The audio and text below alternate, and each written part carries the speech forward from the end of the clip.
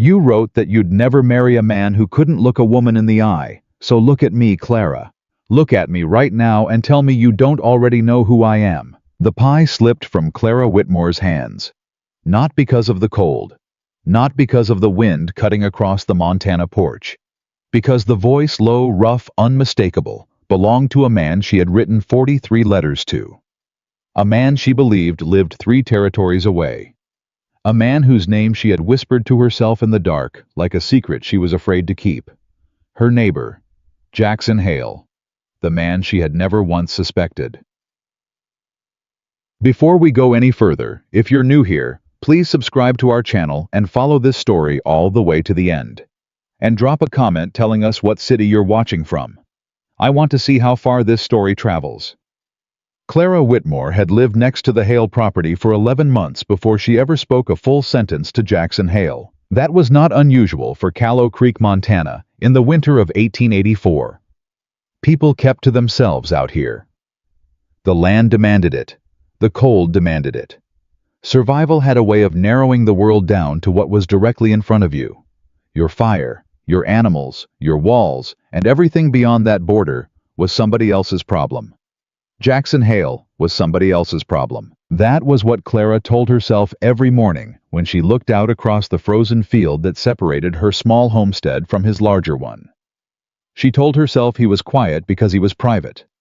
She told herself he was distant because he was busy. She told herself the fact that he had never once come to her door, not when her fence collapsed in October, not when her water pump froze in November, not when her only horse threw a shoe and she had to walk 2 miles through sleet to get the farrier, meant simply that he was a man who believed in minding his own affairs. She respected that. She did not like it, but she respected it. What Clara could not have anticipated, and what she would spend the rest of her life turning over in her mind, was that she had already met Jackson Hale. She just hadn't known his name. It had started as so many things did in that era with paper. Clara had answered an advertisement in the Territorial Gazette. Not a matrimonial notice. Nothing as forward as that. It was a simple request posted by a literary correspondence society based out of St. Louis. The notice read, "Seeking thoughtful individuals in frontier territories, willing to exchange letters on the subjects of books, philosophy, the nature of hard work, and the meaning of a life well lived. Anonymity preserved until mutual consent." She had responded on a Tuesday in February, mostly because the blizzard outside had trapped her indoors with nothing but a Bible. 3 months of back issues of the Gazette and the particular brand of loneliness that comes not from being alone, but from having no one around who thinks the way you do. The reply came 6 weeks later. It was signed only J. And from the first paragraph, Clara knew she was in trouble. J wrote the way she thought. Direct. Unadorned. No wasted words. He described the Montana winter not as beautiful or brutal, but as honest. And he said that honesty, even when it hurt, was the only quality he had ever truly admired in another person or another season. He said he had stopped reading novels because they asked him to believe in coincidences he couldn't accept. He said the last book that had genuinely moved him was a survey of land law, because at least the land didn't pretend. Clara had laughed out loud. Alone in her kitchen, with nobody to hear her. She wrote back the same night. The correspondence continued for 8 months, 43 letters in total, 22 from her, 21 from him. She knew his handwriting better than she knew her own brother's face. She knew that he pressed too hard on the pen when he was agitated, so the words left impressions on the page like something carved rather than written. She knew he crossed out words when he changed his mind, but never erased them because he said erasing felt dishonest. She knew he had lost someone. He never said, who never said how. But the loss lived in the edges of everything he wrote, like a shadow that followed the sentences without ever stepping into them directly. She knew he was lonely. She knew he was good. She did not know where he lived. The society forwarded all correspondence through their St. Louis office, and privacy was the agreement. Neither of them had broken it. Until now. Clara had baked the pie because Mrs. Alderman at the general store told her Jackson Hale's barn roof had partially collapsed under the weight of the last snowfall, and that he had been working alone to repair it for 3 days without asking anyone for help. "That man is going to kill himself out of pure stubbornness," Mrs. Alderman said, not unkindly. "Somebody ought to bring him something decent to eat. Lord knows he won't ask." Clara had thought about it for the better part of an afternoon. She and Jackson Hale were neighbors. That was a fact and a responsibility. She had her own code about neighbors. Her mother had raised her on it, and the code said that when someone near you was struggling, you showed up. Not because you expected anything back. Not because it made you look generous. Because it was the right shape of a life, and living wrong-shaped was its own kind of suffering. She baked an apple pie.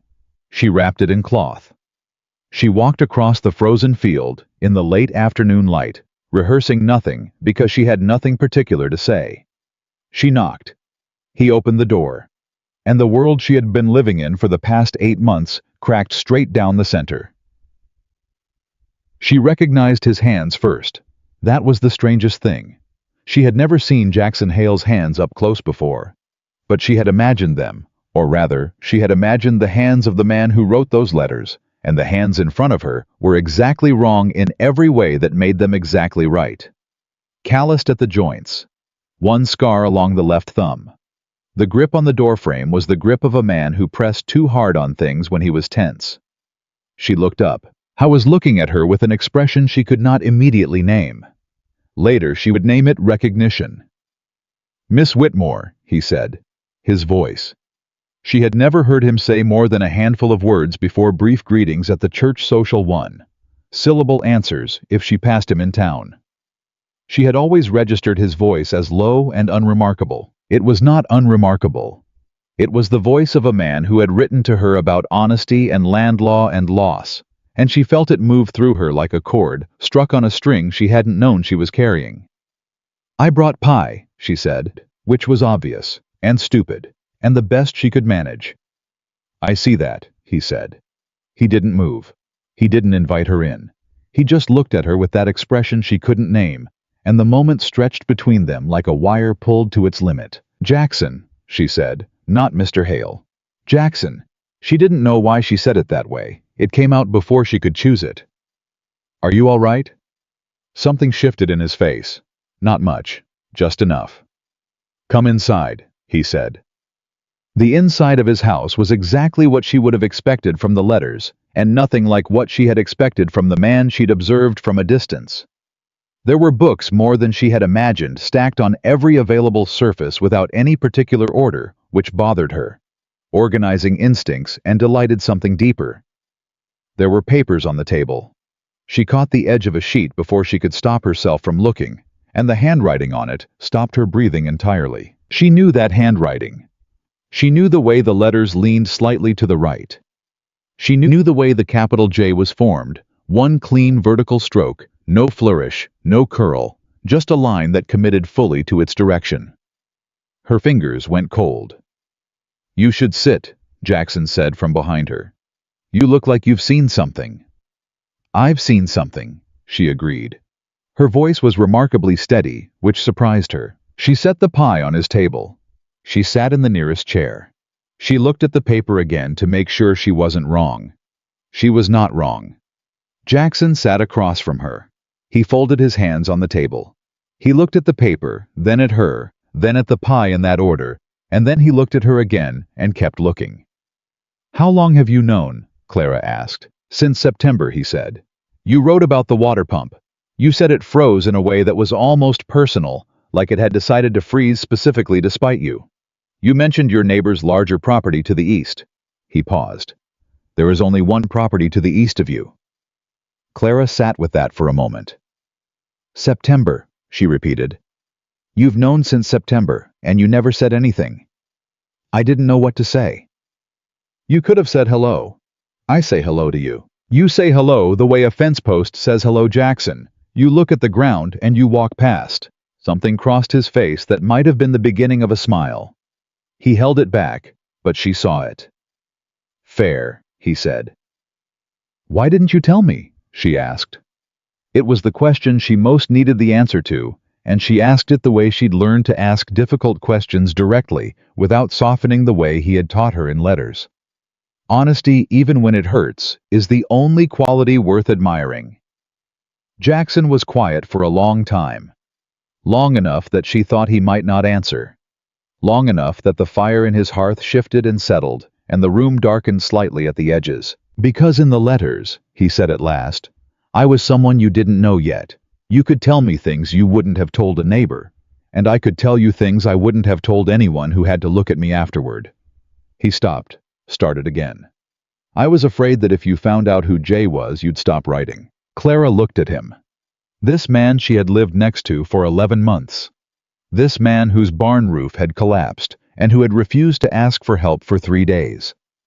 This man who pressed too hard on the pen when he was agitated and never erased his mistakes, because erasing felt dishonest.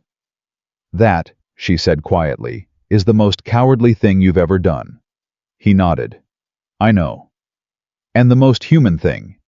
He looked up at that. "You could have just knocked on my door," she said. "You could have knocked on mine. I just did. You brought pie. People bring pie when they don't know what else to bring." He looked at the pie. She had made it with the last of her winter apple stock, which he had no way of knowing, but which she registered now as a kind of accidental extravagance. The best thing she had given to someone she'd told herself she barely knew. "It smells like the pie you wrote about," he said. "In the November letter. You said your mother's recipe was the only thing about autumn you genuinely missed." Clara felt something press against the back of her throat. "You remembered that," she said. "I remember everything you wrote." The room was very quiet after that. Not uncomfortable, not tense. The particular quiet of two people who have said something they can't take back and are deciding whether they want to. She should have left. It was past 4 o'clock. The light was failing. The walk back across the field in the dark was manageable but not ideal, and she had animals to see to before nightfall, and she was sitting in the home of a man she had just discovered was both a stranger and someone she knew more intimately than almost anyone alive. She should have left. She cut 2 pieces of pie instead. She put one in front of him without asking, because she had learned from 43 letters that Jackson Hale would not ask for things he wanted, and she had stopped finding that admirable somewhere around the 32nd letter. He looked at the pie. He looked at her. He picked up the fork. "In your last letter," he said, "you wrote that you had been thinking about the spring. You said you were trying to decide whether to expand the garden or sell the property and go back east." "I wrote that," she said. "You didn't come to a conclusion." "I hadn't reached one." "Have you reached one now?" She watched him eat a bite of the pie. She watched his expression, which he was not entirely successful at controlling the involuntary quality of the approval that moved across his face, the way he stopped himself from saying something and then decided to say it anyway. "This is very good," he said. "I know," she said. "Clara." He set the fork down, and for the first time in 11 months of living 40 yards apart and 8 months of letters that had crossed 3 territories, he said her first name without a title in front of it. Just her name. Plain and direct and entirely committed like a J without a curl. "Why did you really come over here?" She looked at him. She thought about lying. She thought about a comfortable deflection, the barn roof Mrs. Alderman, neighborly obligation. She thought about all the easy exits. She heard his voice in her head. Honesty, even when it hurts. "Because I've been lonely," she said. "And I've been pretending I wasn't. And the only time I haven't felt lonely in 8 months is when I was writing to you. And I didn't know it was you. And now I do. And I don't know what to do with that." Jackson Hale looked at her for a long, steady moment. "Neither do I," he said. "But I'm glad you came." She did leave eventually, just before dark. She stood at his door and he stood in the doorway, and neither of them said anything clever or momentous, because they had both learned through 43 letters that momentous things don't need decoration. "The barn roof," she said. "You need help with it." "I can manage." "You've been managing for 3 days alone in the cold. That's not managing, that's suffering in private." "Those are different things." "To me they are." He looked at her with that expression again, the one she had named recognition, but which she was beginning to think had a second layer. Something underneath the recognition that she didn't have a word for yet. "I'll come by Saturday," she said. "I can hold boards." "You don't need to." "Jackson." She said his name the same way she had before, without title, without softening. "I know what I need to do. I'm telling you what I'm choosing to do. There's a difference." He was quiet. "Saturday," he said finally. "Saturday," she confirmed.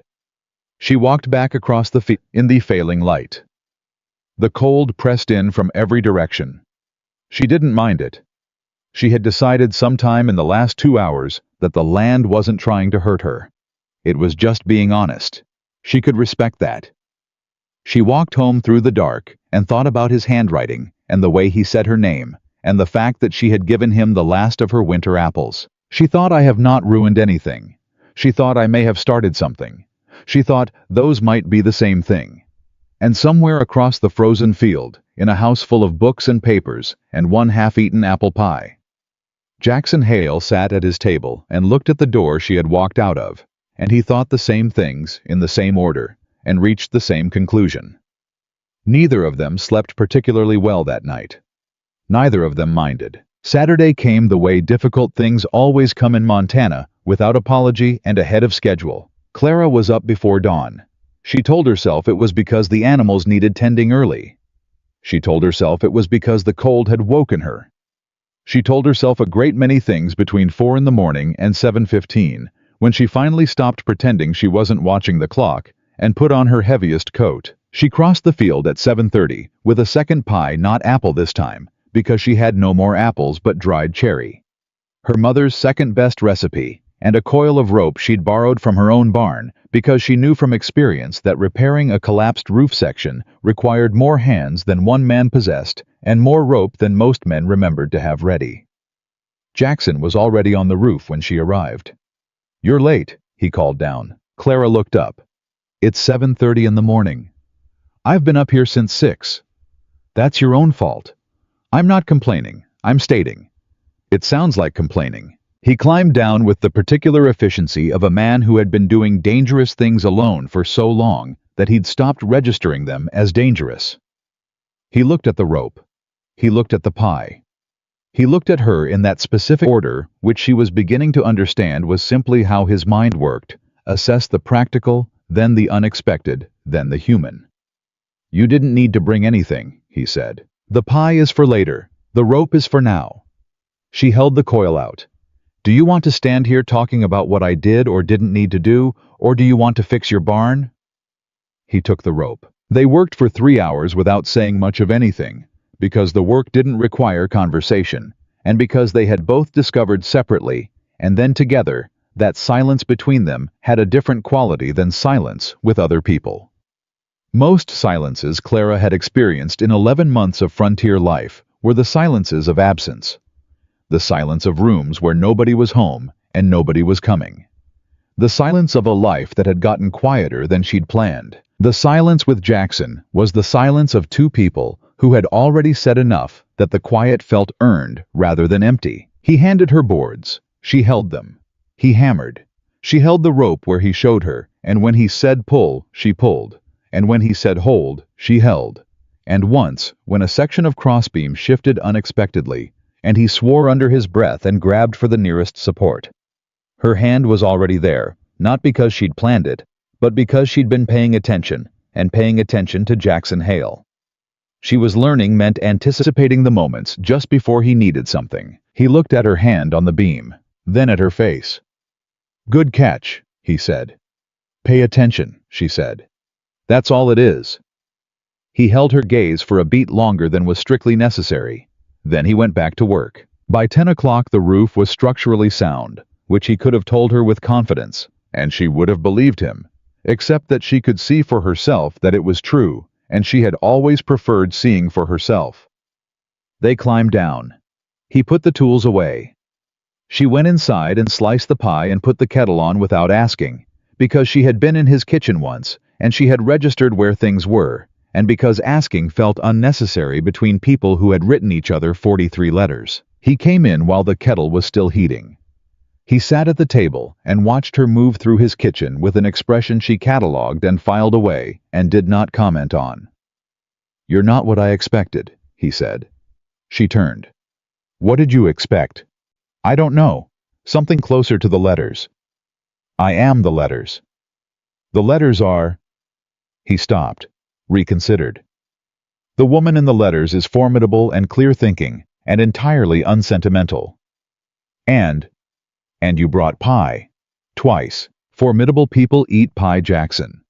"That's not what I meant." She looked at him. "Then say what you mean." He leaned back in his chair, and she had learned by now that this was him gathering something, not stalling, not avoiding, but the physical equivalent of a man picking up a pen and deciding which word to use first. "I mean that you're warmer than I expected. The letters are honest and precise, and I admire every word of them. But you came over when my roof collapsed. You held the rope. You put the kettle on without asking." He paused. "I've been alone on this property for 4 years. Nobody's put the kettle on in 4 years. The kitchen was quiet, except for the beginning hiss of the kettle building pressure. 4 years is a long time, Clara said. It goes fast when you're busy. Does it? He looked at his hands on the table. No, he said. It doesn't. She poured the tea. She sat across from him. She put a slice of pie in front of him and one in front of herself. And they ate the way people eat when they're thinking about something other than the food, slowly, without commenting on it, aware of each other across the small distance of the table, in a way that was neither comfortable nor uncomfortable, but something more interesting than either. "Tell me about the 4 years, she said. "There's not much to tell. There's always something to tell. You just decide what to leave out." He looked at her with something that might have been appreciation and might have been wariness, and she suspected it was both simultaneously. "My wife died," he said. "In the winter of '80. Fever. 3 days start to finish." He said it plainly, the way you say something you've said enough times that the words have worn smooth, but his hand pressed flat against the table in a way that told her the smoothness was surface only. "After that I focused on the property. There wasn't much else I wanted to focus on." Clara did not say she was sorry because she had decided years ago that "I'm sorry" was what you said when you had nothing better to offer, and she wanted to offer something better. "Did she know you wrote the way you do?" she asked. Jackson blinked. Of all the responses he had braced for, apparently that wasn't among them. "What? The way you write letters? That particular way you have of making a sentence do exactly one thing and no more. Did she know you had that in you?" Howe was quiet for a moment. Then slowly, something shifted in his expression. The grief that lived at the edges of his sentences stepped slightly closer and then unexpectedly softened. "No," he said. She was practical. She would have found the letter writing peculiar." "That's a loss," Clara said, "on top of the other loss." He looked at her steadily. "Yes," he said. "It was." She nodded. She drank her tea. She didn't push further because she had learned from the letters and from this morning that Jackson Hale was not a man who needed to be excavated. He needed to be given space and time, and the clear signal that someone was still there, still listening, not going anywhere. She refilled his cup without asking. He watched her do it. He did not thank her, which she was beginning to understand was not rudeness, but the particular intimacy of a man who no longer knew how to accept small kindnesses without them costing him something, and who was, for the first time in 4 years, testing whether accepting them might cost less than he feared. It was Mrs. Dora Alderman who first said it out loud, which was not surprising, because Dora Alderman had been saying things out loud in Callow Creek for 30 years and showed no sign of stopping. Clara was at the general store on the following Wednesday. When Dora looked at her over a bolt of winter flannel with the satisfied expression of a woman who has assembled a puzzle and is waiting for someone else to catch up. "Jackson Hale was seen buying 2 extra chairs at the furniture maker's yesterday," Dora said. "That's his business," Clara said. "He's had the same one chair for 4 years. Nobody buys extra chairs for themselves." Dora folded flannel with deliberate precision. "And Mrs. Pruitt says she saw you crossing the north field Saturday morning with a pie and a coil of rope." "Mrs. Pruitt sees a great deal from her window," Mrs. Pruitt's window faces the north field, yes, Clara. Dora's voice dropped into something less gossipy and more genuine. I'm not prying for sport. I'm asking because I'm glad. He's been alone too long and you've been soldiering through too quietly, and if something decent is beginning between the two of you, then this town could stand some decent news. Clara looked at her. Dora Alderman's face was honest and open, and Clara was not in the habit of lying to honest, open faces. Nothing has begun, she said carefully. We've been corresponding. Corresponding. By letter, through a society in St. Louis. Dora stared at her. You mean to tell me you've been writing letters to your next-door neighbor through a correspondence society in St. Louis? We didn't know we were neighbors. There was a long pause. Well, Dora said, that is either the most ridiculous thing I've ever heard or the most romantic, and I'm having trouble deciding which. It's neither, Clara said. It's just what happened. She paid for her flour and left before Dora could ask the questions that were clearly forming behind her eyes. But she knew walking home that the story was already loose in the town, not maliciously, not cruelly, but the way all stories go loose in small places inevitably and with a life of their own. She was not afraid of that, but she was aware of it. What she was not aware of, what she would not become aware of until much later when she looked back and identified the exact moment, everything became complicated, was that Reverend Dale Houghton had also been at the general store that Wednesday morning. He had been at the back near the dry goods, and he had heard everything Dora said, and more importantly, he had heard everything Clara said in return. Dale Houghton was not a cruel man. He was something more difficult than cruel. He was a certain kind of righteous man, the kind whose righteousness had calcified over years into a set of rules so rigid that anything which didn't conform to the rules registered as a threat, not to the rules themselves, but to the order he believed the rules protected. He had been watching Clara Whitmore for 11 months with the particular attention of a man who had decided sometime in the previous winter that she was a suitable woman and that suitability was essentially equivalent to availability. He had not said so directly because Reverend Houghton was also a patient man. He was reconsidering his patience now. Thursday afternoon, Jackson Hale came to Clara's door. She opened it and found him standing on her porch with his hat in his hands, which she had never seen before. The hat-in-hands posture, and it changed the architecture of his face, somehow made him look younger and more uncertain, in a way that was simultaneously more vulnerable and more appealing than the controlled steadiness she had catalogued until now. I should have come over sooner, he said, in general, before the pie. Yes, she agreed. He stopped, pressed forward. I was afraid that if I came over in person, I'd lose the letters. That meeting you would change what we'd built. And did it? He looked at her for a long moment. It changed what I thought we'd built, he said, into something I didn't expect. Better or worse, Clara. He said her name the same way he always said it, committed, unadorned, no curl at the end. I spent 4 years deciding I was finished with wanting things, with hoping for things, with... He stopped again. She waited. This was, she had decided, the most important skill she possessed in relation to Jackson Hale, knowing when to wait. I came to ask if you'd have supper with me. Not pie, actual supper. I'll cook. You cook. Adequately. That's a low bar to set for an invitation. Better adequately honest than excellently misleading. She looked at him standing on her porch with his hat in his hands, and the November cold pressing against both of them, and the particular expression on his face of a man who has committed to something and is waiting to discover the cost. Saturday, she said. I'll come Saturday. Something in him released, not dramatically, not visibly, to anyone who didn't know how to read the precise vocabulary of Jackson Hale at rest versus Jackson Hale braced for impact. But she knew the difference now. Saturday, he said. He put his hat back on. He walked back across the field. She stood in her doorway and watched him go, and she thought, this is the part in the story where something goes wrong. She had read enough of the world to know that when something good begins to take shape, the world tends to test whether you want it badly enough to fight for it. She was right about that. She just didn't know yet what form the test would take. she found out on Friday.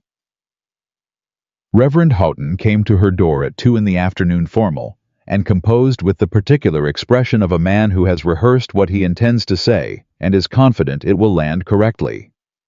"Miss Whitmore," he said. "I hope I'm not interrupting." "You are," she said pleasantly, "but come in." He sat at her kitchen table, the same table where she had written 43 letters, and declined her offer of tea, which told her something. People who decline tea when it's offered are either very uncomfortable or very certain of themselves, and Houghton's straight spine and steady hands said he believed it was the latter. "I'll be direct," he said. "Please," she said. "I'm aware of your correspondence with Mr. Hale, the nature of it." He paused with the weight of a man, giving a pause its full value. "And I'm concerned." "About what specifically?" "About your reputation, Miss Whitmore. About the perception that forms when a single woman involves herself intimately." He chose the word with precision and used it like a scalpel. "With a widower neighbor, through a private correspondence society, before any formal understanding has been established." He folded his hands on the table. "People in this town talk." "People in this town talk regardless," Clara said. "That's what people do. It's not a compelling argument against living." Houghton's expression tightened slightly. "I'm thinking of your welfare." "I appreciate that. Though I notice that concern for my welfare is arriving at my door on the same day, it became generally known that I've been corresponding with Jackson Hale, which is an interesting coincidence." The tightening in his expression became more pronounced. "Clara." "Miss Whitmore," she corrected quietly and without heat, and watched him register that she had corrected him and decide what to do about it. He decided to push forward. "I have considered for some time whether to speak to you about a more formal arrangement between the two of us. I am in a position to offer you stability, community, standing a home without uncertainty. Reverend Houghton." She said it clearly, not unkindly, but with the precision of a woman who had learned from 43 letters that being imprecise about important things was its own form of dishonesty. "I am not uncertain. I am not in need of rescuing from my own choices. And I am not interested in an arrangement with you." She paused. "I'm sorry if I'm misreading the situation. I don't think I am." He stood up.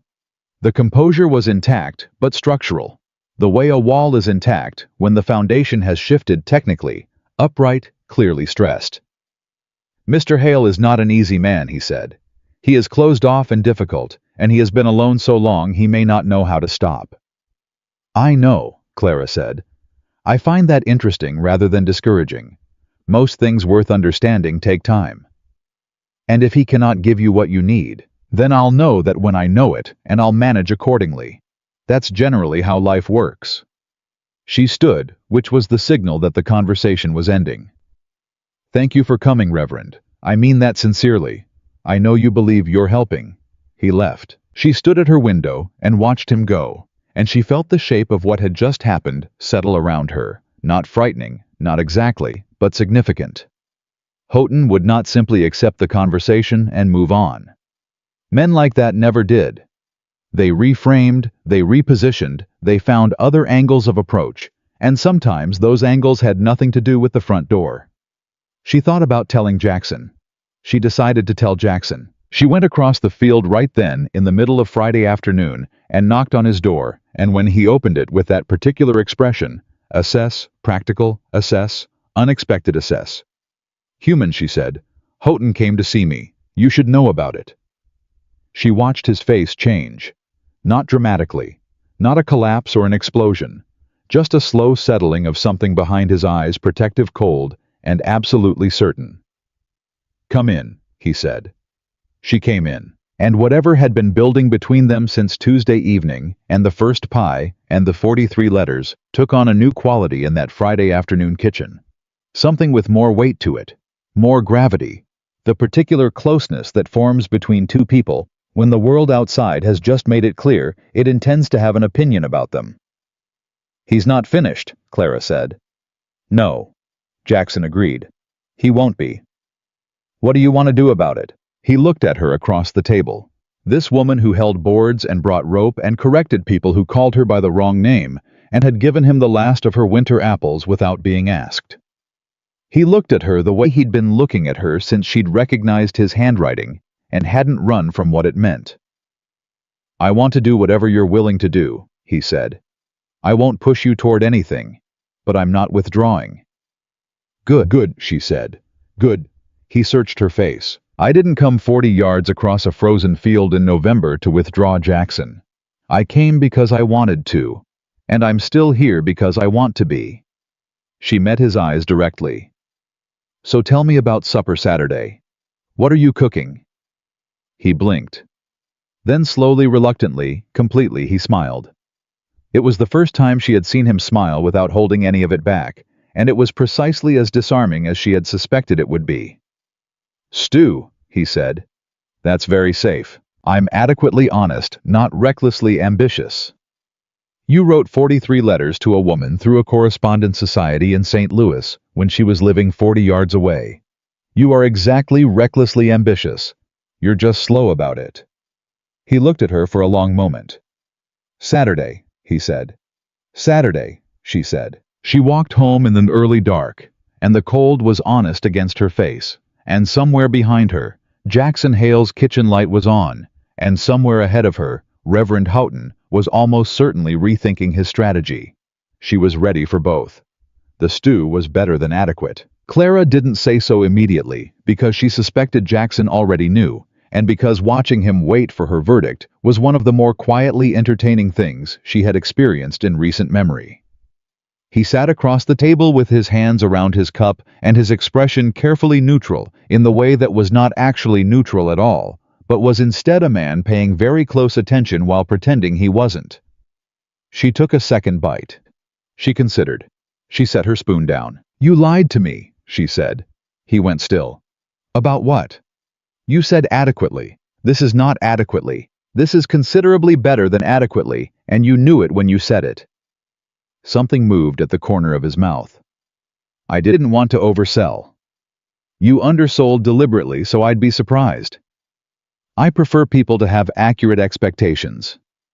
"You prefer people to be pleasantly wrong. That's different." She picked up her spoon again. "It's very good, Jackson. Thank you," he said. And the simplicity of it. No deflection, no qualifier. Just the two words received cleanly told her something about how far they had come in 2 weeks from a man who couldn't accept a cup of tea being refilled without it costing him. They ate. The fire held its ground against the November cold, pressing at every wall. Outside, the wind had opinions, but inside the kitchen, the air was still and warm, and carried the particular quality of a room where two people are both for once exactly where they want to be. It was the best Saturday Clara could remember in years, which was, of course, precisely when it began to fall apart. The knock at Jackson's door came at 7:30. Not tentative, the knock of someone who had decided to knock before they arrived and wasn't reconsidering it on the porch. Jackson's expression shifted in a way Clara now recognized as him cataloging threat before he'd even seen the source of it. He stood. He went to the door. It was Thomas Briggs, who owned the feed supply and was on the town council and had the particular energy of a man delivering a message he hadn't written but had agreed to carry. "Evening, Hale," Briggs said. He looked past Jackson to the table where Clara sat, registered her presence with visible discomfort, and looked back at Jackson. "Sorry to interrupt." "What is it?" Jackson said. "Not a question. Council met this afternoon. Informal, nothing on record." Briggs turned his hat in his hands, the same gesture. Clara noted that Jackson had made on her porch. Thursday, except where Jackson's hat-turning had been vulnerability, Briggs's was avoidance. "There's been some talk about the correspondence arrangement. You and Miss Whitmore." He cleared his throat. "Reverend Houghton raised some concerns about propriety, about the example it sets." "The example," Jackson said. "A private correspondence, unchaperoned. A single woman and a widower neighbors, and nobody knew." "We knew," Jackson said. "We simply chose not to announce it. Private correspondence is private." "People are talking, Hale. People talk about everything in this town. You're going to tell me the council convened over letters?" Briggs had the grace to look slightly ashamed.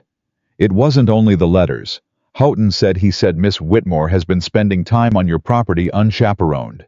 That she was here last Saturday and again Friday. Clara stood up. Both men looked at her. She walked to the door and stood beside Jackson, not behind him, not in front of him, beside him. She looked at Thomas Briggs with the expression she had used on Reverend Houghton, clear, not unkind, entirely without apology. "Mr. Briggs," she said, "I repaired a neighbor's barn roof because it needed repairing. I had supper with a friend because I was invited. Those are the full facts of the situation. If the council would like to formally address the scandal of two adults eating stew in November, I'd be grateful if they'd put it in writing so I can respond in kind." Briggs blinked. He was not accustomed to being answered by women at doorways, and his face showed the brief recalibration of a man deciding whether to be offended or impressed. He settled Clara thought on a complicated mixture of both. "Nobody's accusing you of anything, Miss Whitmore." "Reverend Houghton is," she said. "Let's be precise about it." Jackson's hand, which had been on the doorframe, shifted half an inch closer to her shoulder. He didn't touch her. He didn't need to. The half-inch was its own statement. Briggs looked between them. He arrived at some internal conclusion, settled his hat back on his head and said, "I've delivered the message. What you do with it is your own business." He paused. "For what it's worth, and I'm speaking for myself now, not the council, I think Houghton is operating from his own interests. Everybody can see that but him." He nodded at Clara. "Miss Whitmore." He nodded at Jackson. "Hail."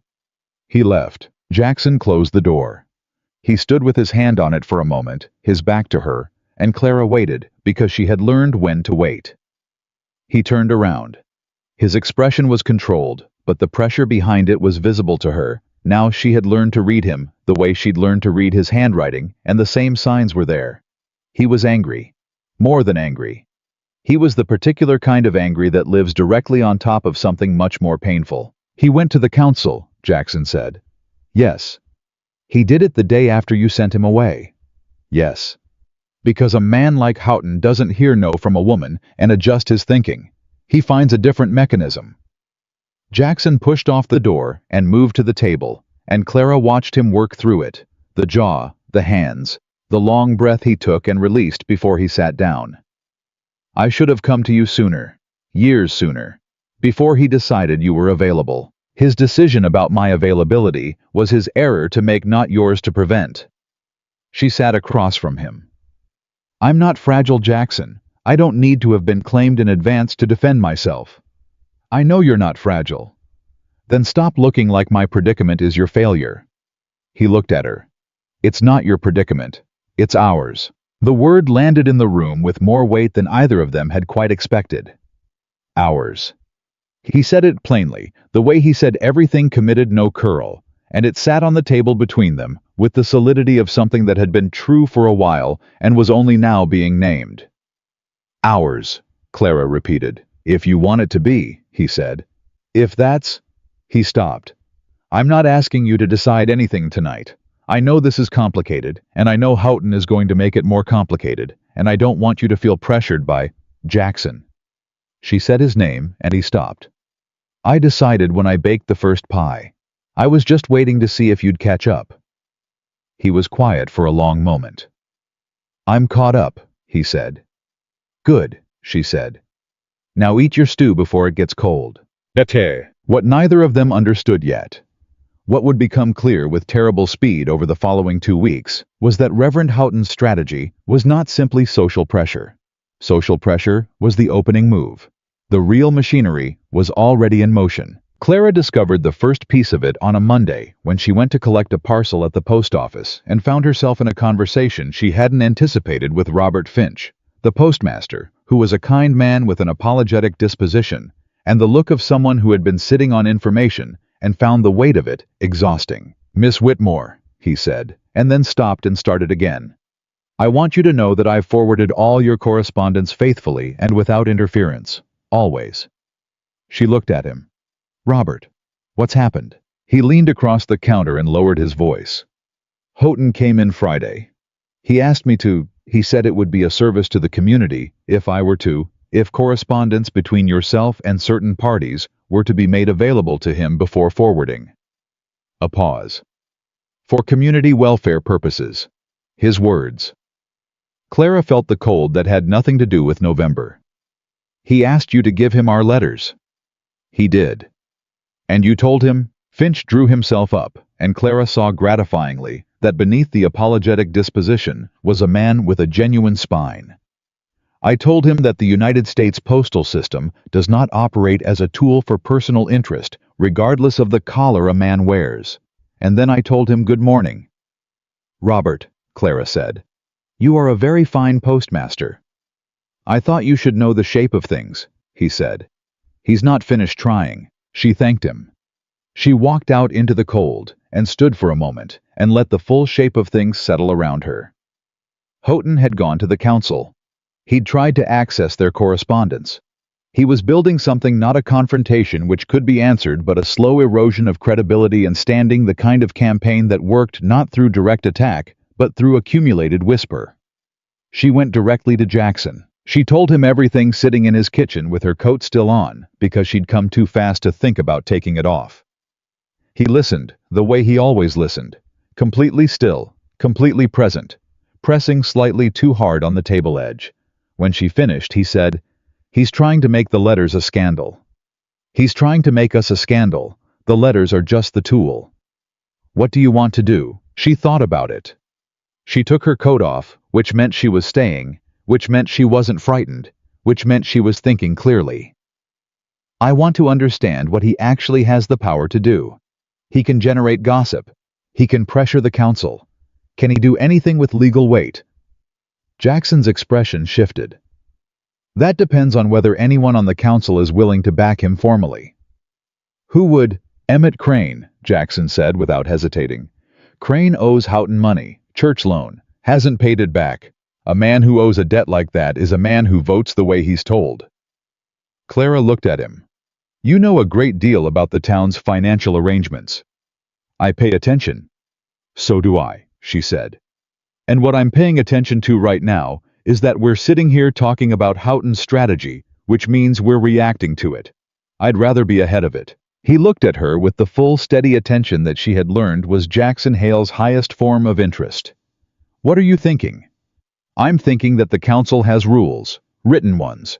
I'm thinking those rules probably say something about what constitutes legitimate community business and what constitutes a private citizen using a public body for personal purpose." She met his eyes. "Do you have access to the town charter?"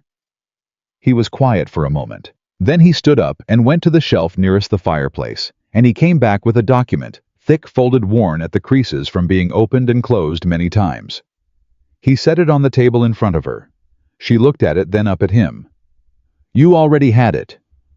"I had it," he said, "because you thought we might need it." "I thought we might need it." She opened the document. The supper that Saturday had ended with stew and an interrupted evening and a word hours that hung in both their minds for different reasons with the same weight. What the following 10 days produced was something neither of them had planned, and both of them, looking back later, would recognize as the point at which everything became inevitable. They read the charter together, not in one sitting over 3 evenings, because the language was dense and the relevant sections were buried, and because working through a legal document at a kitchen table was not unlike writing letters, it turned out. You had to find the precise word. You had to know what you were looking for before you could see it. And you had to be willing to sit with someone in the particular kind of quiet that comes from 2 minds working on the same problem from the same direction. Clara found it on the 3rd evening. Section 12, paragraph 4. No member of the town council shall use the body's authority or public resources in matters that serve the personal interest of the requesting party, including but not limited to matters of property, domestic arrangement, or civil standing. And attached to it, a notation: violations, subject to removal from council consideration and public record. She put her finger on the paragraph and looked up. Jackson read it. He read it again. He looked at her. "Houghton isn't on the council," he said. "No, but Emmett Crane is.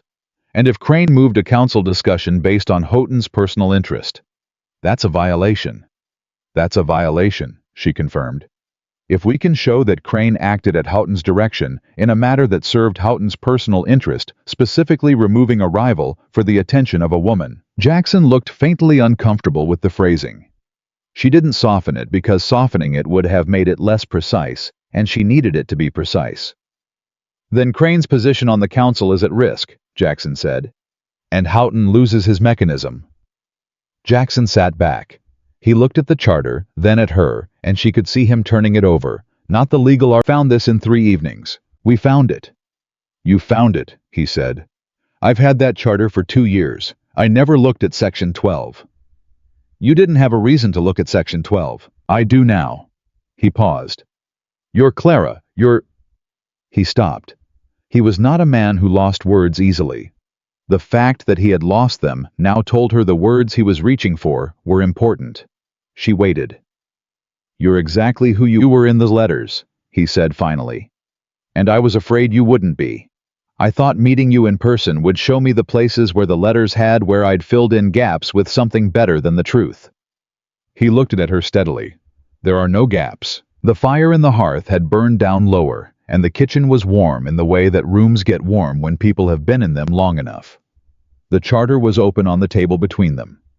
Outside, the wind had quieted into the specific stillness that precedes serious weather. Clara looked at this man who pressed too hard on things when he was tense, and never erased his mistakes, and had spent 4 years alone in a house full of books that he'd stopped believing in, and she thought about 43 letters, and a frozen field, and a pie made with the last of her winter apples. Jackson, she said, I need to tell you something I haven't told you yet. He waited. I almost didn't answer the advertisement, she said. I wrote the response letter, and then I sat on it for 2 weeks because I was afraid. Not of the correspondence, of what it would mean if it worked. If I found someone in letters at a distance who thought the way I thought and said things the way I wanted to say them. She looked at her hands on the table. I was afraid that if I found that person, I'd have to decide whether I was willing to try again, and I didn't know if I was. Try again, he repeated carefully. I was engaged, she said. In Ohio, 4 years ago. He was a good man, not unkind, but he wanted a woman who would get smaller over time, and I kept getting larger, and eventually we both understood it wasn't going to work. She looked up. I came to Montana partly to go somewhere large enough that getting larger wasn't a problem. Jackson was quiet for a moment. Then, is that what you're worried about? That I want you smaller? No, she said. That's not what I'm worried about. Then what? I'm worried that I've stopped being worried about it with you, she said. And that might mean I'm not being careful. And I have Jackson. I have learned to be very careful. He looked at her for a long time. I wrote you 21 letters, he said. Every one of them was the longest honest thing I've ever said to another person. In all 21 of them, I never once wanted you to be smaller. He paused. I am not a man who says things I don't mean. You know that. I know that. Then you know I mean that. She did know it. She had always known it. That was precisely the problem, and precisely not a problem at all. Saturday, she said somewhat abruptly. He blinked at the change of direction. What about Saturday? We should go to the council meeting, together. She tapped the charter with one finger. Formally, with this. He looked at the charter. He looked at her. You want to go on offense. I want to stop reacting to Houghton's moves and make one of our own. He's been operating on the assumption that I'm embarrassed, that we're embarrassed, that the pressure will make us quiet down and separate, and eventually I'll... She stopped. He thinks I'm a problem he can solve by making me inconvenient enough. I'd like to demonstrate that he has fundamentally misread the situation. Jackson Hale looked at the woman across his kitchen table, the woman who had appeared on his porch with a pie and a coil of rope, and recognized his handwriting, before she recognized his face, who had corrected a reverend's address, who had found Section 12 in a document he'd owned for 2 years, who had told him with complete steadiness that she had stopped being careful about him, and was not entirely comfortable with that fact. I thought about 4 years of silence. He thought about 21 letters. He thought about the word ours, and the particular weight it had carried when he said it, and the way she'd repeated it back to him, like she was testing whether it would hold. Together, he said. Together, she confirmed. And the storm that was coming that had been building since a reverend made a calculation about a woman's availability, and found himself fundamentally wrong, turned toward them both. Neither of them flinched. The council meeting was held on a Tuesday, which was an ordinary day for an extraordinary thing. Clara dressed the same way she always dressed, practically cleanly without performance. She was not trying to impress anyone in that room. She was trying to be precisely, undeniably herself, because she had learned that the best armor against people who wanted to diminish you was to make diminishment structurally impossible. You had to take up the exact amount of space you were entitled to and not apologize for a single inch of it. Jackson came to her door at 8:30. He was wearing his good coat, which she had seen exactly once before at the church social 8 months ago, when she had not yet known he was Jay, and had simply registered him as a quiet man who stood slightly apart from the group and looked like he found everything mildly but tolerably disappointing. She understood now that the expression had nothing to do with disappointment. It was the expression of a man listening carefully. "Ready," he said. "I've been ready since Friday," she said. She had the charter under her arm, folded open to section 12, with a strip of cloth marking the page. She had also over the weekend written 4 paragraphs in her most precise handwriting, summarizing the relevant statutes and the sequence of events from the council's Friday meeting to Houghton's visit to the post office. She had written it the way Jay had taught her to write one thing clearly, no wasted words, and she had read it over 3 times and changed 2 sentences and then left it alone because it was right. Jackson looked at the documents under her arm. "You prepared a brief." "I prepared a clear statement of facts." "That's what a brief is." "Then I prepared a brief." She met his eyes. "I've never done this before, Jackson. Gone somewhere formally to defend myself against something this specific. I want to be clear that I know what we're walking into. We might not be welcomed warmly. I know. Crane is going to be hostile. I know that too. And Houghton will likely be there, even though he has no official standing to Jackson." She said his name, and he stopped. "I know all of this. I'm telling you so you know I'm not naive about it. I'm not asking you to protect me from the difficulty. I'm asking you to walk in with me." He looked at her steadily. "I'll be on your left," he said. "Why your left?" "Because you hold things in your right hand, and I don't want to be in the way." She looked at him for a moment. This man who paid attention to everything and said what he meant and had spent 4 years alone because he hadn't found anyone worth the cost of not being alone. She thought, "I will remember that he said that. I will remember it for a very long time." "Let's go," she said. The council room held 8 people when they arrived. 5 council members, including Emmett Crane, who sat at the end nearest the door with the expression of a man who had been told what to expect and was already braced for it. Thomas Briggs was there looking like he wanted to be elsewhere, but had decided to stay out of some combination of conscience and stubbornness. 2 other men whose names Clara knew from the store and the church social sat in the middle with the careful neutrality of people who hadn't yet decided what they thought. And Reverend Houghton, who was not a council member and had no formal standing in the room, was seated along the side wall with the calm self-possession of a man who had arranged things sufficiently in advance that his presence required no explanation. He looked at Clara when she walked in. She looked back at him with the same expression she had used in her kitchen, clear, not unkind, entirely without apology, and then she looked away because he was not the point of the room. She and Jackson sat at the table facing the council. She put the charter on the table. She put her written statement beside it. She folded her hands and waited. Crane opened the meeting in the clipped formal manner of a man performing officiousness to cover discomfort. He recited the stated purpose, a community discussion regarding standards of conduct and the council's role in maintaining community welfare. And Clara listened to the language, carefully cataloging it the way she'd cataloged everything over the past 3 weeks, looking for the precise words that would matter. When he finished, she said, "Before we begin, I'd like to ask a clarifying question." Crane looked at her. He had not expected her to speak first. "This is a council proceeding, Miss Whitmore. We'll come to. It's a brief question, and it's relevant to the validity of the proceeding itself. I'll be quick." She didn't wait for his permission. Was the agenda for this meeting proposed by a council member acting independently? Or was it proposed at the suggestion of a party outside the council? Silence. The kind of silence that has weight and direction. Crane's expression tightened. The agenda was set by the council. At whose suggestion? She said it pleasantly, the same way she offered tea, as though the answer were obvious, and she was simply giving him the opportunity to say it cleanly. The Reverend brought certain concerns to my attention, so the agenda was set at the suggestion of Reverend Houghton. She nodded, as though this confirmed something she'd already known, which it did. Thank you. I have a follow-up. Miss Whitmore, I'd like to read one paragraph from the town charter. She opened the document before Crane could object. She read Section 12, Paragraph 4, in full clearly, at a pace that ensured every word landed separately. She set the charter down.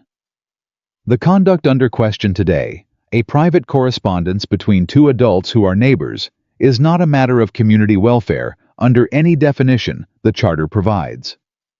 But the use of this counsel to address Reverend Houghton's personal interest in my domestic arrangements absolutely is a matter that falls under Section 12. She looked at Crane directly. I'm not here to cause trouble, Mr. Crane. I'm here because someone used a public body to serve a private interest, and I'd like that noted formally on the record. The room was very quiet. Thomas Briggs at the far end of the table made a sound that was not quite a cough and not quite a laugh, and covered it with his hand. Houghton stood up from the side wall. Miss Whitmore, I understand you're upset. I'm not upset. She turned to look at him with the patience of someone who has prepared for exactly this moment. I'm precise. Those are different things. You're a young woman who has been conducting herself in a way that, Reverend Houghton. Jackson's voice was quiet and completely final. It was the first time he had spoken since they sat down. He did not raise it. He did not need to. You are not a member of this council. You have no standing to address this proceeding. Sit down. The room held its breath. Houghton looked at Jackson with the expression of a man who had made a series of calculations and was discovering in real time that several of them were wrong. He had calculated that Jackson Hale was a reclusive man, unlikely to make public confrontations. He had calculated that Clara Whitmore, pressured sufficiently, would become uncertain. He had calculated that the council would provide him cover and that the cover would hold. He sat down. It was not a defeat, not yet. Clara knew that. But it was a shift in the room's understanding of where the weight was, and rooms, once they shift, rarely shift back entirely. What happened next was the twist that neither Clara nor Jackson had prepared for, though looking back Clara would say the signs had been there if she'd been looking in the right direction. One of the quiet men in the middle, a rancher named Harold Voss, whom Clara knew only slightly, a man in his 60s who had lived in the valley his entire life and said approximately nothing at every public gathering she had ever attended, cleared his throat. I'd like to say something, Voss said. Everyone looked at him, including Crane, who looked like he was reconsidering several things simultaneously. My wife has been corresponding through that same society, Voss said. The one in St. Louis, for about 2 years now. She corresponds with a woman in Pennsylvania who lost her husband the same year we lost our son. They've written each other through every difficult thing since. He paused. He was not a man accustomed to public speaking, and the effort showed, but he kept going with the determination of someone who has decided the discomfort is worth it. Nobody has ever suggested there's anything improper about my wife's letters, because her correspondent is a woman. He looked at Houghton against the wall. So what I want to understand is what exactly the concern is here. Is it the letters, or is it who is writing them? The room shifted again. Further this time. Houghton said, the concern is the unchaperoned nature of, my wife goes to the store alone, Voss said. She goes to church alone when I'm occupied with the cattle. She makes her own decisions about where she goes and when. He looked at Clara. Miss Whitmore, in the 11 months you've been in this valley, have you given anyone reason to question your character? Not that I'm aware of, Clara said. Have you behaved with honesty toward your neighbors? I've tried to. Have you kept your property, met your obligations, treated people decently? Yes, Voss nodded. He looked at the council. Then I'm going to say what I think the rest of this room is thinking and not saying. This proceeding is being held because a man who wanted a woman's attention didn't receive it, and he's using whatever tools he has available to make the situation uncomfortable for her. And I have lived in Callow Creek my entire life, and I am not interested in this council being used for that purpose." He sat back. He folded his hands. He was done. The silence that followed was the longest one yet. Crane looked at his hands on the table. He looked at Houghton. He looked at the charter Clara had placed in the center of the room. He looked like a man doing arithmetic on a chalkboard and discovering that every line of calculation led to the same answer, and the answer was not the one he'd started with. "I move," Briggs said from the end of the table, with the careful deliberateness of someone who has chosen his moment, "that this agenda item be stricken from the record as outside the council's jurisdiction under Section 12 of the Town Charter. And that we note formally that the discussion was initiated at the request of a non-council party pursuing personal interest." "Seconded," said the other quiet man in the middle, whose name was Peterson, and who had said nothing until that moment, and seemed relieved to have finally found the right moment to say something. Crane looked at Houghton one more time. Whatever debt was owed, Clara thought whatever calculation had brought Crane to this room under Houghton's direction, she watched it being weighed against everything else. His standing on the council, the public record, Harold Voss's 60 years of opinion in this valley, and found insufficient. "Motion carries," Crane said. Neg. They walked out into the November cold together, and neither of them said anything for the length of the council building and halfway down the main street, because some things need space before they need words. Then Clara said, "Harold Voss." "Yes," Jackson said. "I didn't know his wife corresponded with the society." "Neither did I. He's never said more than 4 words to me at any public gathering. He said considerably more today." He did. She thought about the way Voss had sat back when he was finished, not triumphant, not dramatic, just done. The posture of a man who had said what was true and was comfortable with the cost of it. "People surprise you." "Some people," Jackson said. She looked at him sideways. "Was that directed at me?" "You went into a council room and cited the town charter at Emmett Crane." "I cited the relevant statute. You cited it without raising your voice." "That was Clara. I've known Crane for 8 years. I have never seen him look at a table like he wanted to become part of it." She almost smiled. "He'll recover." "Yes, but he'll remember Section 12 every time he looks at you." Jackson paused. "So will Houghton." The smile faded slightly. "Houghton isn't finished." "No," Jackson agreed. "He isn't." And there it was again, the underside of the victory, the shadow that followed even the best outcomes. The council had stricken the agenda item. The formal mechanism was gone. But Houghton's interest and his pride were both intact, and proud men with thwarted interests were the most persistent kind of problem, because they could not be argued or maneuvered into simply stopping. They had to either be outlasted or faced with something larger than their own certainty. She was thinking about this, turning it carefully like a stone to check every surface when Houghton appeared.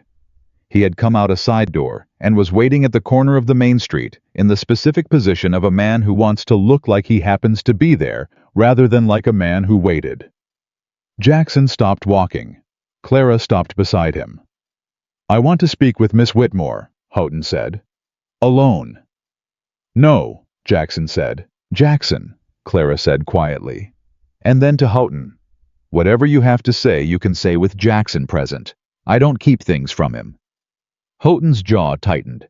He looked at Jackson with an expression that was working very hard at dignity and not entirely achieving it. Then he looked back at Clara. "I want you to understand something," he said. "What I did, what I tried to do, came from a genuine concern for your welfare. It came from the belief that my welfare was yours to manage," Clara said. "Those are different things. I care about what happens to you. I know that you believe that. But caring about someone and respecting them are not the same thing, Reverend. You can feel one without doing the other." She paused. "You went to the council. You tried to have our letters intercepted. You came to my home and offered yourself as a solution to a problem I hadn't asked you to solve. None of that was respect. All of it was control dressed in concern." She looked at him steadily. "I am not angry with you. But I need you to understand that what happened in that room today was not just about a charter provision. It was the community telling you that what you did was wrong. I'd like you to hear that." Houghton stood very still. For a moment, Clara thought he was going to argue, to reframe, to push back, to find the angle that made him right again. He was clearly looking for it. She could see him searching. And then something in his face shifted into something she had not expected. "I heard it," he said. His voice was quieter, less armored. I don't entirely accept it, but I heard it." He walked away. Jackson watched him go. Then he said, "You gave him more grace than he gave you." "Someone has to go first," Clara said. "It might as well be the person who's right." He looked at her. That look, the one she'd catalogued as recognition on her first night in his kitchen and had been adding layers to ever since. It was fuller now, more complex. She could see everything he wasn't saying stacked up behind his eyes in the careful way of a man who pressed too hard on things and never erased his mistakes. "Clara," he said. "Jackson. I need to ask you something." "Ask it." Howe was quiet for a moment. The cold pressed around them from every direction. The street was mostly empty. A few distant figures. The sound of the feed store's door closing somewhere behind them.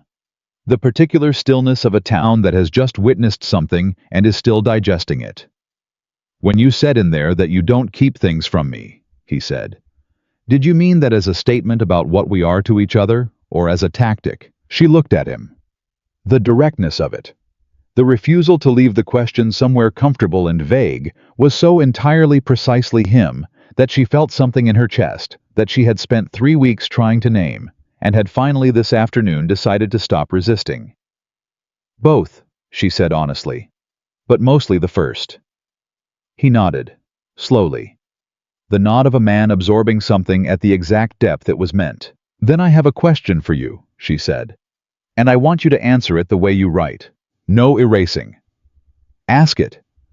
"What are we doing, Jackson?" He looked at her for a long, steady moment. A moment long enough that she thought he was going to deflect, to say something measured and careful and accurate, but sideways of the actual answer. He didn't. "I'm courting you," he said.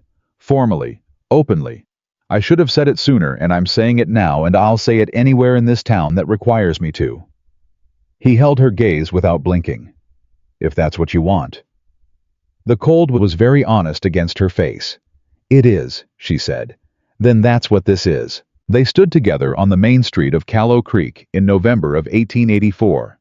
Two people who had found each other through letters and pie, and a collapsed barn roof, and a town charter, and one rancher's 60 years of opinion, and the world they had individually been surviving became something else. Not easier.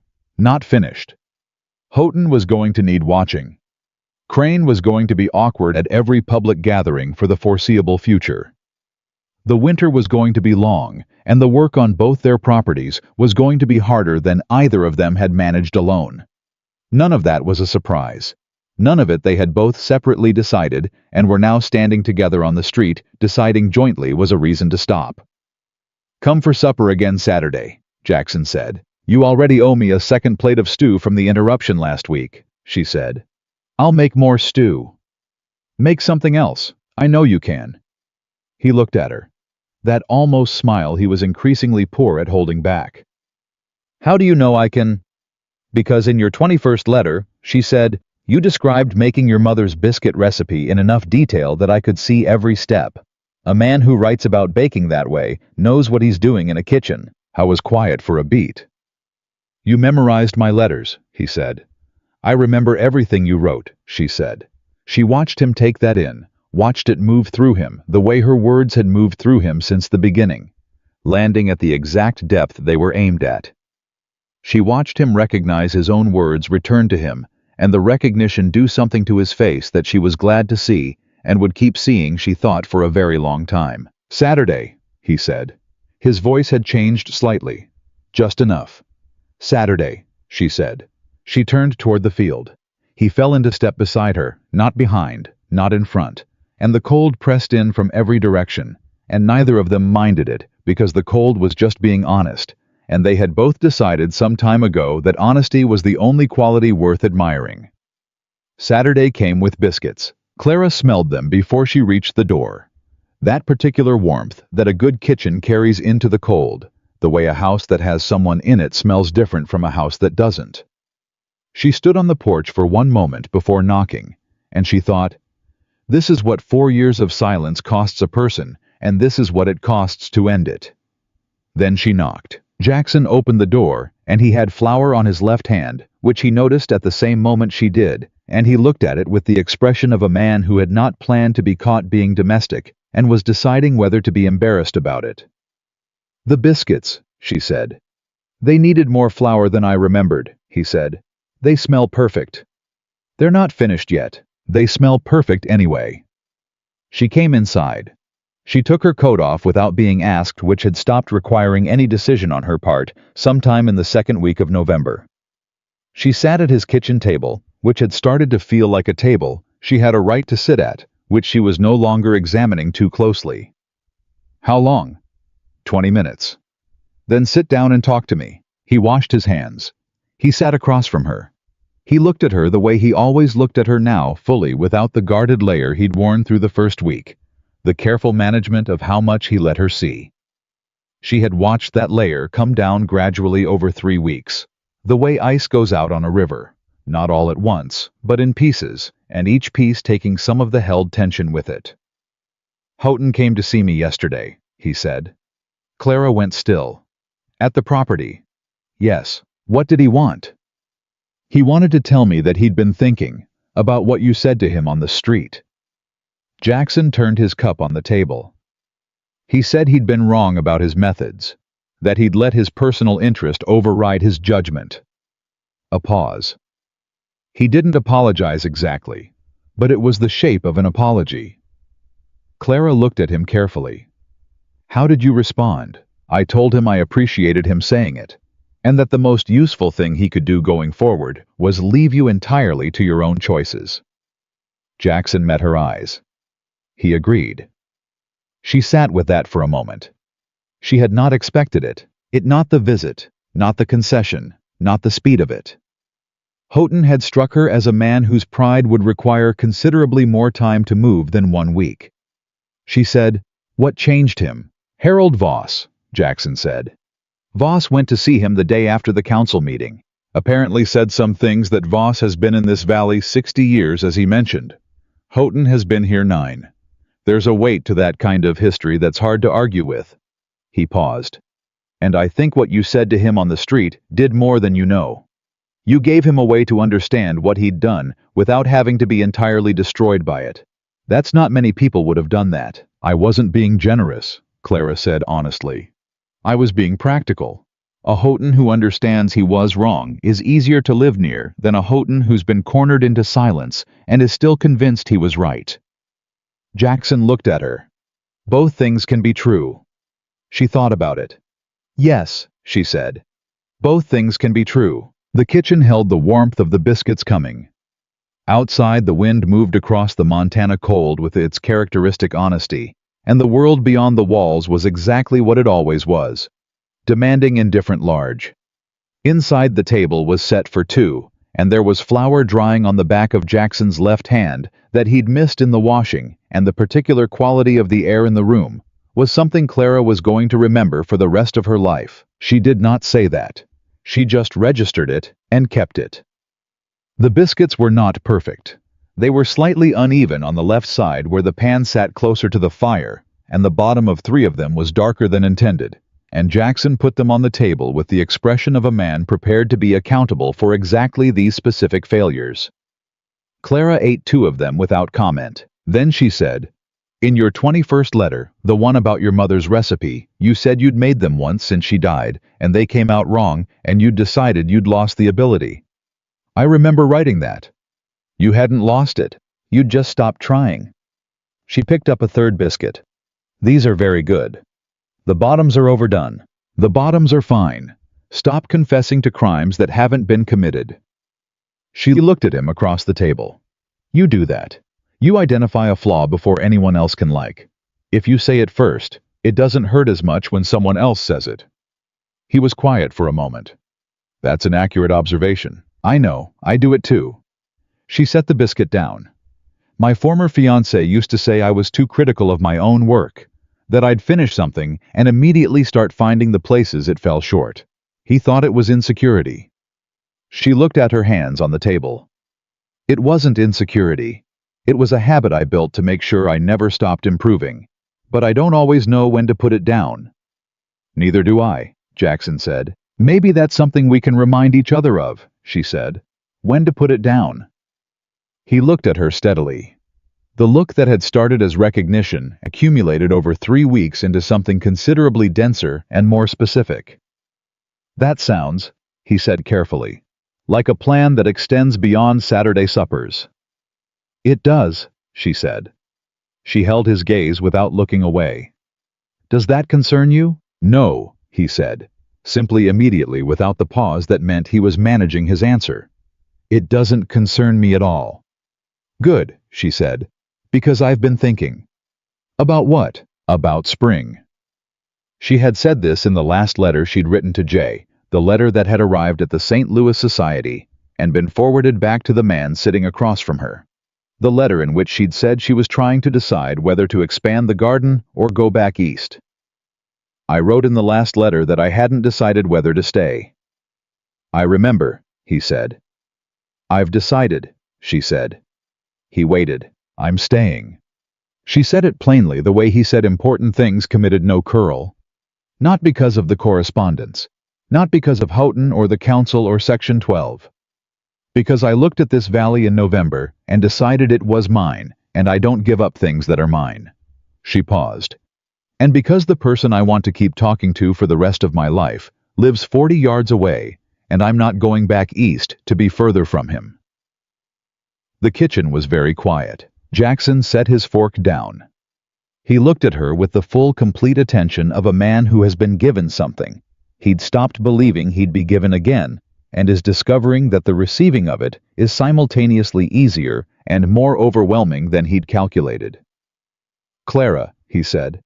Don't make it momentous, she said quickly.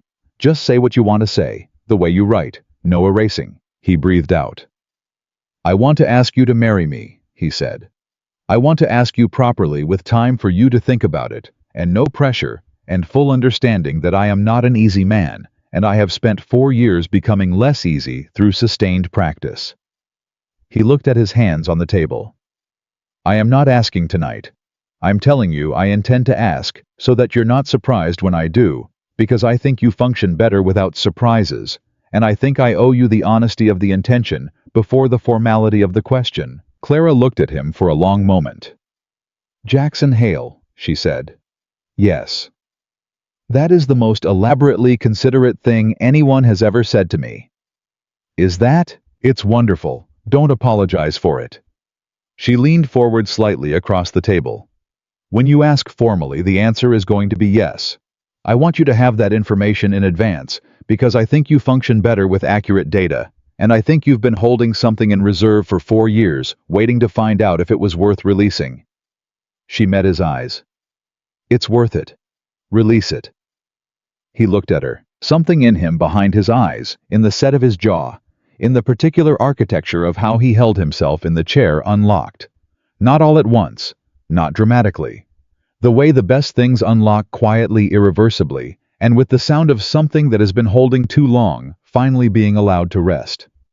Saturday, he said, and his voice was different from every Saturday before it. Next Saturday, she confirmed. Ask me then. I'll say yes, and then we'll eat whatever you've made, and we'll make a plan. You want a plan immediately after? I always want a plan. That's not going to change when I'm married. I know, he said. And the way he said it without resignation, without the faint exasperation she had heard from other men. When she said things like this, told her again precisely what she needed to know. He knew. He had always known. He had written 21 letters to a woman who made plans and brought rope and cited legal statutes at councils, and he had chosen her specifically, not despite any of it, but because of all of it. She picked up the last biscuit. These really are very good, she said. He almost smiled. The bottoms. Jackson. He stopped. Put it down, she said. He put it down. There are stories that end at the moment. Everything becomes certain, and there are stories that understand certainty is not an ending, but a beginning of a different and harder and more rewarding kind of work. This was the second kind. They married in January because Clara saw no reason to wait through an entire Montana winter when the thing she was waiting for was already decided, and because a January wedding in a frontier town was the kind of deliberate practical choice that told everyone who needed to know exactly what kind of marriage this was going to be. Not a performance, not a social event. A commitment made publicly between two specific people who had arrived at it through letters and pie and law and 40 yards of frozen field, and 4 years of silence that had finally found its opposite. Harold Voss and his wife attended. His wife, a small, sharp-eyed woman named Ruth, who had been corresponding with a widow in Pennsylvania for 2 years, found Clara's hand after the ceremony and held it for a moment and said only, "Good. This is good." Clara felt the weight of it 60-plus years of someone who had earned the right to know what good looked like.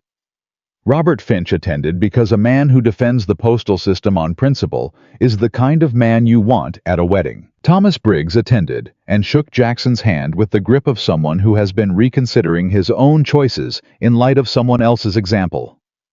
Emmett Crane did not attend, which suited everyone, including probably Crane. Reverend Houghton did not perform the ceremony. Clara had asked a circuit preacher, a small weathered man named Abernathy, who married people and buried people across 3 territories, and had long since stopped being surprised by either, and Abernathy had married them in 12 minutes, with exactly the right number of words and no superfluous ones, which Clara appreciated on principle. Houghton stood in the back of the room during the ceremony. He had come, which she had not expected. He left immediately after which she had. As he passed her in the doorway, she standing just married Jackson's hand in hers. He paused and said, "I wish you well, Miss Whitmore." And then correcting himself, "Mrs. Hale." "Thank you, Reverend," she said. Genuinely. He nodded. He left. She never had cause to distrust him again, though she remained in the way of a woman who has learned to pay attention, watchful, for a long time. Spring came the way it always did in Montana, without asking, and all at once. Clara expanded the garden in April. She had planned it through January and February, while the ground was frozen, the way she'd planned everything since she arrived, carefully with attention to what was possible, and what was merely desirable, and with the particular pleasure of a woman who enjoys the architecture of a good plan, as much as the execution of it. She also began in March teaching reading. It started without a decision. Ruth Voss mentioned that 2 of the families on the far side of the valley had children who'd never had access to a schoolhouse, and Clara mentioned she had taught her younger siblings in Ohio before she left, and Ruth looked at her with the expression of a woman who has identified a solution and is waiting for the solution to catch up. By April, there were 7 children coming to the Hale property 3 mornings a week. Jackson built them a table. He built it without being asked, which Clara discovered when she came in one morning to find him fitting the last leg into place, with the particular concentration of a man who is doing something careful and doesn't want to be interrupted, and she stood in the doorway and watched him, and felt the shape of this life she was living settle around her, like something that had always been the right size, and she had simply not found it until now. "You built them a table," she said. "The one they were using was uneven," he said. "It was a distraction. You didn't have to. I wanted to." He looked up. "Is it the right height?" She looked at the table. She thought about the 7 children and their various sizes, and the fact that he had apparently considered this. "It's perfect," she said. He went back to the fitting. She went back to the morning. That was the shape of it. Not grand. Not continuous drama. The ordinary, extraordinary texture of 2 people who had chosen each other, building something that neither of them could have built alone, not because they lacked the capability individually, but because the thing they were building was specifically a thing that required 2, and every board and letter and legal citation and biscuit and winter morning had been leading with the particular logic of things that were always going to happen to exactly this. It was a Sunday in June when Clara found the 44th letter. She had not been looking for anything. She was sorting through the desk that had been hers and was now in their shared study. The room Jackson had cleared out in February and refitted with 2 chairs and 2 lamp positions and a shelf for her books beside his, which she had catalogued as perhaps the most significant gesture he had made in a lifetime of significant gestures, because it said without any words at all, "Your books belong next to mine." The letter was in the bottom of her correspondence box behind the 43 she had kept in careful order. It was sealed. It had her name on it in Jackson's handwriting, the handwriting she had recognized before she recognized his face, and it was dated January 14th, the day before their wedding. She opened it. It was not long. Jackson did not waste words, and the words on this page were the most carefully chosen she had ever read from him. "Clara, I have been trying to write this letter for 3 months. Every version I wrote was too long.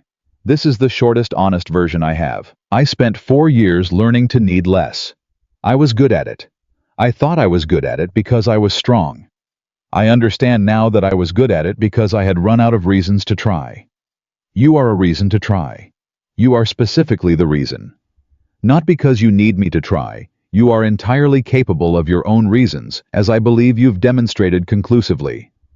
But because watching you live in full with the rope and the charter and the pie, made from the last apples, and the 43 letters answered without knowing the half of it, I cannot be around that and remain small. You make me want to be large. I am going to marry you tomorrow, and I am going to tell you this in person also, because I have learned from you that important things should be said out loud, as well as written. But I wanted you to have it on paper first, because that is where we started. Yours, J. Clara sat with the letter for a long time. Then she went downstairs where Jackson was reading by the window, in the particular posture of a man at genuine rest. Not managed quietness, not controlled solitude, but the real easy stillness of a person who is home, and she stood in the doorway and waited until he looked up. "You wrote me a 44th letter," she said. He looked at her. The recognition in his face was immediate and complete. He had wondered, she realized, when she would find it. He had left it for her to find without telling her it was there, one last piece of the correspondence delivered, not through St. Louis, but through the bottom of a box, across the 18 inches of space between two people who had learned to be in the same room. "I've been meaning to ask," she said. "Why 43 letters from you, and 43 from me I counted once and thought I'd miscounted." "You didn't miscount," he said. "I wrote 43 and didn't send one. I wrote it in October when I knew who you were, and I couldn't. I couldn't send it because sending it meant deciding, and I wasn't ready to decide." "What did it say?" I was quiet for a moment. "It said I knew who you were, and I was afraid, and I thought you were the most interesting person I'd encountered in my adult life, and I didn't know what to do with any of it. And instead of sending it, you just avoided me. For 3 months, yes. Jackson." She said his name with the specific combination of exasperation and warmth that had become its own language between them. The language that meant, "I know exactly who you are, and I am not going anywhere. You wrote me a letter telling me you loved me, and then buried it in your own desk for 3 months. I was being careful. You were being a coward. Those are sometimes the same thing." "Yes," she said. "They are." She crossed the room.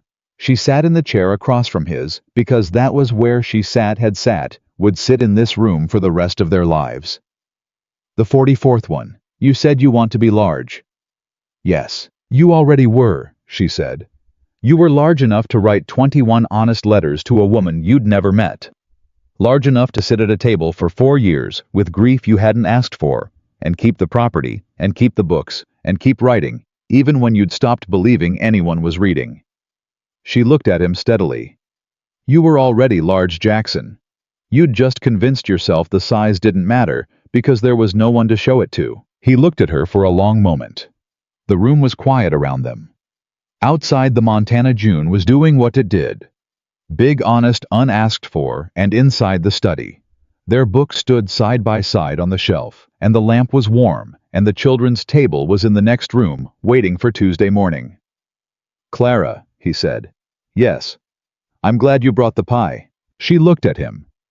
At this man who had pressed too hard on things, and never erased his mistakes, and spent 4 years reducing himself, until she had arrived at his door, with a coil of rope, and the last of her winter apples, and refused, simply by being herself, to let him stay small. "I'm glad I brought it too," she said, "even though the apple stock was the last of it." I know, he said. That's why it mattered. She had not told him that. She had never told him that. He had known it anyway, the way he had always known the things about her that she had never needed to say, because they were the same kind of person, and recognition. Real recognition does not require translation. She reached across the space between their chairs and put her hand in his. His hand calloused at the joints. One scar along the left thumb. The grip of a man who pressed too hard on things closed around hers, with the steadiness of something that had been waiting a long time to hold on, and had no intention of letting go. Outside Montana continued being exactly what it was, honest, demanding, indifferent, and large. Inside, two people who had found each other through 43 letters, and a frozen field, and one borrowed coil of rope, sat together in the particular silence of people who have nothing left to prove to each other, and everything still ahead of them. They had not conquered the frontier. They had not tamed it, or outrun it, or made it gentle. They had simply decided to live inside it fully together, with both eyes open. That was enough. That was everything. That was the whole of it, and it was exactly right, and it was going to last.